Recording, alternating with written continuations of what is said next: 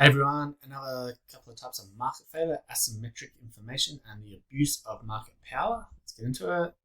So asymmetric information, what is it? It occurs when buyers and sellers have unequal access to information. Usually that results in underallocation of resources towards a good or service. So let's sort of explain how this works. This research actually won a Nobel Prize in economics back in the 70s. So this guy, he came up with this theory that in the used car market, you have two types of car. One is a lemon. So that's a car with a huge amount of problems, but only the seller knows that. So buyers would be willing to pay $10,000 for a lemon if they knew how bad the car was, right? The other type of car is a peach, which is just a nice, well-functioning car. If buyers had all the information the seller had about how good it is, they would be willing to pay $20,000. So problem is we've got information that is not symmetrical between the buyer and the seller. So only the seller knows if it's a peach, a nice car, or a lemon, a crappy car. Okay, so if there's a 50-50 chance of it being a lemon, how much should a consumer be willing to pay? They should only be willing to pay $15,000. They have to discount what they're willing to pay because of the risk of getting a lemon, right? So that's from the customer's perspective. If you're the seller and you know it's a peach, how much would you want to sell for? You want to sell for $20,000 because you know it's worth that much. Problem is, peaches aren't going to get sold because the buyer and the seller have different information and therefore they can't reach an agreement on price. So in this scenario, 0 peaches would get sold if everyone's acting completely rationally. So the problem is only sellers who have lemons will select themselves for this market. So they'll be the only ones willing to sell because a peach, someone who owns a peach, they're not going to be willing to sell. They won't get fair value. So what we get is an underallocation of peaches. We don't get enough sales in this market. People aren't allocating their cars appropriately. That's not the only market where sellers have more information. Job interviews, right? You're in a job interview, you know how good you are, but the people on the other side of the table, they don't really know. If you can talk about things in the right way, if you have the right look and the right confidence, you might get a job. But they're going to be worried that they're not hiring the right person. What's going to happen is they're a bit hesitant to hire. So they might not hire enough people for their work because they're worried about who they're going to get. The food industry, the seller knows how good, clean, healthy their food is. The buyer doesn't know. They have to go on trust, really. The seller of a service, like a lawyer, knows if they're a good lawyer or not. An electrician knows if they're a good electrician, if they're going to do good quality work. The buyer doesn't know. So this information asymmetry means that we underallocate resources towards these things because consumers are scared that they won't get the best deal, right? Okay, how does the government deal with this? Well, there's a few ways. So we put in place things like rights to refund. So if something you buy doesn't work, you can get it back. So you're not taking as much of a leap of faith in your purchase. We get provided with information. So what you have on the back of a can of soup, for example, you've got all this information that has to be true, right? So you do have a better idea of what you're getting. We've got standards. So every time we want to buy something, a lot of goods have to comply with Australian standards. So every time you buy a step ladder, there's an Australian standard for step ladders to make sure they are fit for purpose and they are safe. So you're, again, not taking that leap of faith when you buy.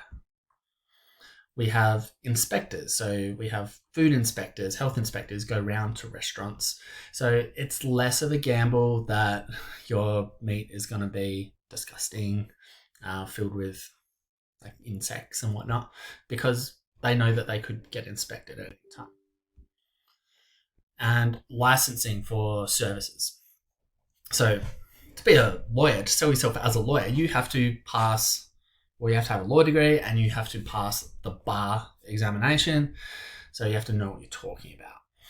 And they're implementing more things. So if you want to be a financial planner, you have to pass certain education standards, whereas before it was a bit of a Wild West situation. You could do what you wanted. Now, there's the flip side where the buyers have more information. So think about buying insurance, which none of you probably have, but you buy insurance, you know how risky you are. So if you're buying health insurance or car insurance, they get the most value from insurance because they're going to use it more. So if you're not as healthy, you're going to sign up for health insurance because you know you're going to need it.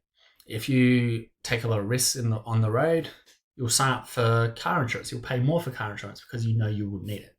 If you live in high crime neighborhoods, you're going to need it. So they get the most value from insurance, and they're the ones who are most costly to insure.